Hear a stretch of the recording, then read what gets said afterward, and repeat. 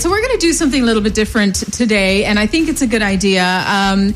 We need this. We need this. We hear so much of bad news on a daily basis, and it is just overwhelming. Yesterday, I found myself so overwhelmed by all of the negativity out there. I mean, we're worried about Palestine. We're worried about the Express Pearl, COVID, the vaccine. Are we going to get it? And I was just like, I need some good news in my life, and I know that we could all use a bit of good news. So we're starting something new. It's called The Lighter Side of Life, and it has to do with us sharing good news from Sri Lanka, from around the world, just something that's going to uplift you, something you can hold on to.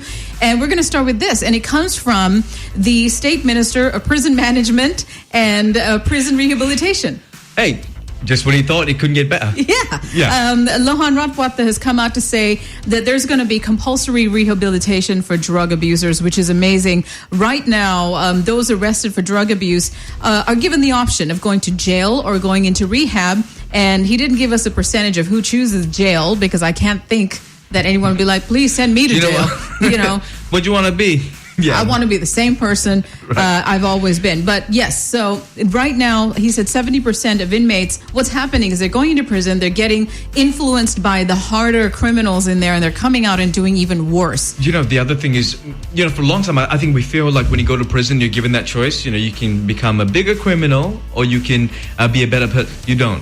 There is a vicious cycle in there, and you get caught up, and you have to survive as part of that. Right. You get caught in the trap of becoming maybe a higher risk criminal in that. So now it's going to be compulsory. If all goes well, he's going to have a chat with the AG, and if they can pass it, all drug abusers, whether their offense is big or small, they will all be sent into rehab, and I love that. So I thought that was a step in the right direction. That being said, there's this great show on Netflix right now called The World's Toughest Prisons. Yes, love that show. And love that show. It's so great. So it goes to different prisons all around the world, and to see how they treat prisoners differently, and some of them do take rehab so important. They do give it a lot of importance, whereas some you go in there, once you go into prison once, you're kind of in there, in and out for the rest of your life. It's just one of those sad things. Glad. In other good news now, a 100-year-old Galapagos giant tortoise was found on the Ferdinand island, and again, this tortoise was thought to be extinct. And they found this 100-year-old female giant tortoise on the Galapagos Islands. It's good to know they're alive, they're well.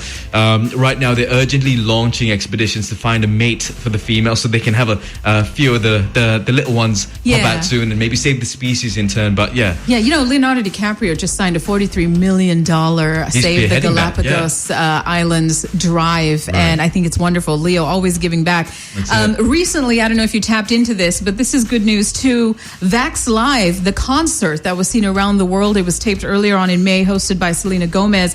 They raised $304 million. $304 million. To fund 26 million COVID-19 vaccine doses for the world's most vulnerable. Hopefully that includes us. But look, there are more marginalized societies, communities, and healthcare workers around the world that need support.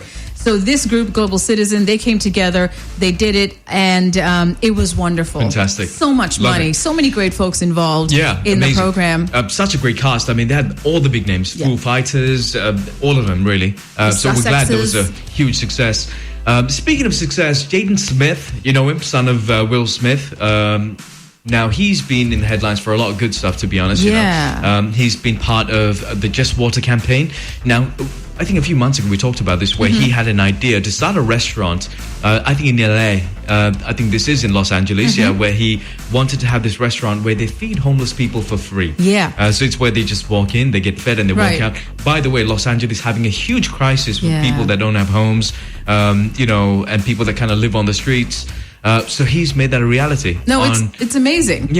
So he's actually kicked it off. A restaurant that feeds homeless people for free. So it started off as a food truck, went from LA to New York. They fed over 8,000 people. It's vegan. And not only are they handing out food for free for people, but they're also giving things like food, masks, sanitizers, clothes.